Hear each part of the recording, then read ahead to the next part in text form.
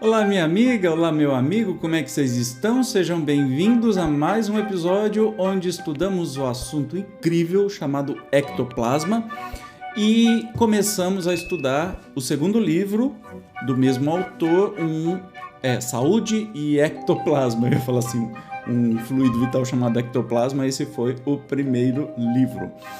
Literalmente, hoje a gente vai começar o estudo, né? Vai colocar a mão na massa com uma pergunta ou uma afirmação. Nós somos espíritos. Ou, nós somos espíritos? Você que decide. Vamos então, sem demora, para o nosso estudo de hoje. Comumente, no nosso linguajar do dia a dia, chamamos de eu o nosso corpo e de meu espírito, ou minha alma a nossa componente espiritual. Isso quando a pessoa tem convicção religiosa. Para um materialista, o eu se limita ao corpo de carne. Este falar decorre do fato de que é dada prioridade ao mundo material em que vivemos, tanto por aqueles que creem na vida depois da morte como por aqueles que a negam.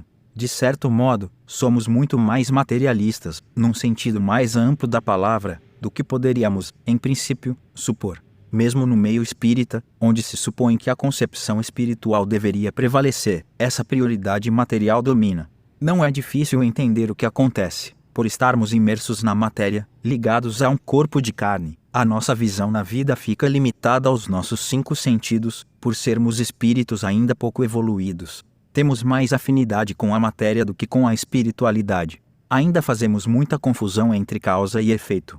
No nosso dia a dia, quantas vezes não fazemos essa confusão? Por exemplo, quando na rua ou na estrada, algum motorista faz, com seu veículo, uma manobra perigosa. Dizemos, olha só o que aquele carro fez. Na verdade, o carro não fez nada por própria iniciativa. A ação do motorista é que determinou a manobra, ele é que fez. Da mesma forma nos confundimos com relação ao corpo e ao espírito que o governa. O espírito é o motorista. O corpo é o carro. A nossa essência é espiritual. Este fato não pode ser negado por qualquer pessoa que, mesmo sendo materialista, se dedique seriamente e sem preconceitos a pensar sobre o assunto. Em todos os pontos do planeta, em todas as épocas, todos os povos trataram e tratam deste assunto. Variam as interpretações, segundo os usos e costumes do momento e do lugar, porém o fundamental é sempre o mesmo. Existe vida além da material, existe um outro mundo além da matéria. A gente costuma dizer assim, nós somos tão materiais, né? A gente está tão acostumado com a vida material que a gente diz assim, quem acredita, né, na espiritualidade ou na vida após a morte, enfim, diz assim, eu tenho um espírito. Não, gente, não é bem assim. Eu sou um espírito que tenho um corpo, que depois da morte eu perco este corpo, mas o meu espírito continua. Mas só uma rápida explicação, eu costumava fazer um desenho, mas não vai rolar. Mas enfim, entenda o seguinte, que quem nós somos, a essência que nós somos, né? A gente pode chamar de alma, tá? Não é o Evandro é a encarnação deste momento, mas quem eu sou de verdade é minha alma. Essa alma está envolta por um corpo espiritual chamado perispírito, que é perene. Ele vai mudando, vai se depurando, vai ficando mais rarefeito, mas nunca morre, nunca abandona a alma. É por onde a alma se manifesta. Entende? É como se fosse mente e cérebro, por exemplo. Ok, este conjunto de alma e perispírito é o que a gente chama de espírito, tá? E quando nós estamos encarnados, nós temos uma outra camada que é o corpo físico, entendeu?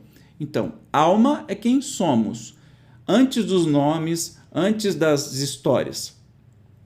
Perispírito, né, é o corpo espiritual perene, sempre vai existir, e este conjunto a gente chama de espírito. Então, nós estamos falando sobre espírito aqui.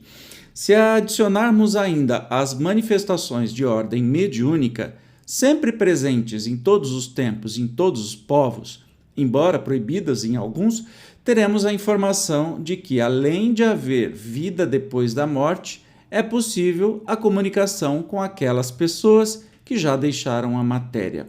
Não estamos falando de um achismo, nós estamos falando de experiência que não é só espírita ou da doutrina espírita, aquela que foi organizada pelo nosso querido professor Rivail, com o nome de Allan Kardec, mas estas manifestações sempre existiram. E para quem não acredita em encarnação, porque é católico, protestante, evangélico, na Bíblia tem inúmeras passagens sobre reencarnação. Nós temos aí crenças muito maiores do que as cristãs, né, que são reencarnacionistas, então não é nenhum privilégio, exclusivismo ou invenção do espiritismo. A reencarnação está presente aí nas constatações, né, desde sempre, da humanidade desde sempre. Por falar em proibição, aliás, só se proíbe aquilo que existe, portanto, pelo menos o fenômeno chamado de mediúnico, de alguma forma, é considerado real por quem o proíbe ou proibiu.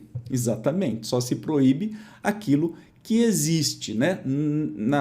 No controle ou querendo fazer alguma coisa. Se não existe, tá, beleza, né? Que nem contos de fadas. Deixa contar, deixa fazer filme, tá tudo certo. Para que vai proibir isso, né? Agora, a comunicação com os espíritos, algo muito comum a todos os seres humanos, independente da sua crença, ou eu conheço ateus, por exemplo, que têm visões, que têm comunicações, que enxergam espíritos e não acreditam nem em Deus. Olha que curioso isso, né?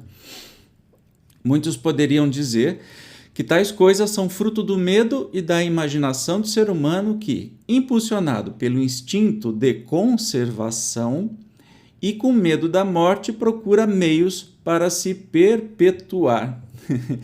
É estranho porque tem muita comunicação, especialmente nas obras fundamentais da doutrina espírita, com comprovação dos espíritos, até a mesma caligrafia, histórias que o médium não sabia e muita coisa por trás disso. Como eu já disse em página anterior, todas as opiniões sinceras são respeitáveis e bem-vindas. Quando são oponentes ao nosso pensamento, nos obrigam a reavaliar as nossas convicções. Não devemos ter receio de ser contestados. No caso, porém, dessa opinião materialista, ela não resiste a uma análise séria e detalhada. Então, assim, o que temos que não combater no sentido de fazer todo mundo acreditar, mas nós somos espíritos que estamos no corpo físico. Diferente, né? Somos pessoas físicas que temos um espírito. Não, somos espíritos que neste momento temos um corpo físico. E quanto mais a gente entender dessa vida espiritual, né, que é imortal, é infinita, não acaba nunca, mais fácil vai ser voltar para a vida espiritual. Entende? Aqui nós estamos num treinamento. O que realmente importa para você? É o dinheiro, é o emprego, é a família, é o apego à matéria. E aí, apego à matéria inclui-se apego a pessoas também, tá? Porque vamos lembrar que tem gente que é dono do outro, é dono do filho, dono da mãe, dono da esposa, dono do marido e por aí vai, né? Então, qual o nível do nosso apego? Porque quanto mais apegados nós formos, mais difícil vai ser o regresso para a vida espiritual, já que toda essa vida, incluindo todos os bens materiais, o corpo que você tem, o corpo que eu tenho, é tudo emprestado, é efêmero, é passageiro. Toda riqueza que alguém pode possuir é passageira, né? Caixão não tem... Como é que é? Caixão não tem gaveta? Então, a gente não vai levar. e que isso sirva para a gente reavaliar realmente qual a importância que a gente dá para as coisas na vida e o que realmente importa.